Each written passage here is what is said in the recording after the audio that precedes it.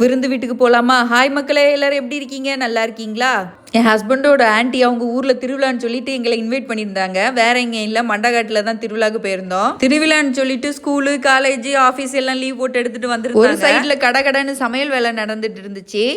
எப்போவுமே ஏதாவது ஸ்பெஷலான ஈவெண்ட்னா கண்டிப்பாக பிரியாணி தான் வைப்போம். இந்த தடவை என்னென்னா rice, mutton gravy, fish fry, fish கறின்னு சொல்லிட்டு மெனுவே மாற்றியாச்சு.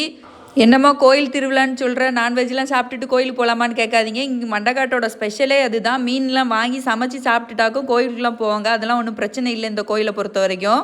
சைடில் பாயசமும் ரெடி ஆகிட்டு எல்லாருமே சாப்பிட உட்காந்தாச்சு. நல்லா இருந்துச்சு இன்னைக்கு சாப்பாடு. தலைவருக்கு மட்டன்னா ரொம்ப பிடிக்கும். என் ஃபாலோவர்ஸ் என்னை பார்க்க வந்திருந்தாங்க, அப்படிலாம் போய் சொல்ல மாட்டேன். டிபி மேடம் அவங்களோட ஃப்ரெண்ட்ஸ் எல்லாம் இன்வைட் பண்ணியிருந்தாங்க சாப்பிட்றதுக்கு. மண்டகாட்டை பொறுத்த வரைக்கும் பெண்களின் சபரிமலை. மோஸ்ட்லி என்னென்னா கேரளாலேருந்து நிறைய பேர் மாலை போட்டு நடந்தே வருவாங்க மண்டகாட்டுக்கு. அப்படியே திருவிழா கடையை சுற்றி பார்க்க போயாச்சு. பீச்சுக்கும் போயிருந்தோம். நான் சரியான கூட்டம் பார்த்துக்கோங்க அன்னைக்கு. இங்கே கடல் வந்து பயங்கரமாக இருக்கும், அதனால யாரையும் உள்ளே இறங்க விட மாட்டாங்க. வேணா நம்ம கால் வேணா நினச்சிக்கலாம், பயங்கர செக்யூரிட்டியாக இருக்கும் அங்கே. இந்த கோயிலை பொறுத்த வரைக்கும் ஃபர்ஸ்ட் நம்ம கடலில் போய் காலை நினச்சிட்டு அதுக்கப்புறம் போய் தேவியை போய் தரிசனம் பண்ணணும்.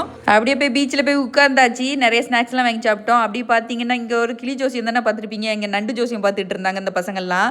கிளி ஜோசியம்னு சொல்லிட்டு போய் சொல்கிறாங்களா, அதுக்கு வேண்டி ஓட்டிகிட்டு இருந்தாங்க. அப்படியே போய் குளிக்கி சர்பத் குடிச்சு கொஞ்சம் திருவிழா கடையெல்லாம் சுற்றி பார்த்துட்டு வீட்டுக்கு கிளம்பியாச்சு. இந்த வீடியோ பிடிச்சா லைக் பண்ணுங்கள். நெக்ஸ்ட் வீடியோவில் பார்க்கலாம். டாடா பாய்.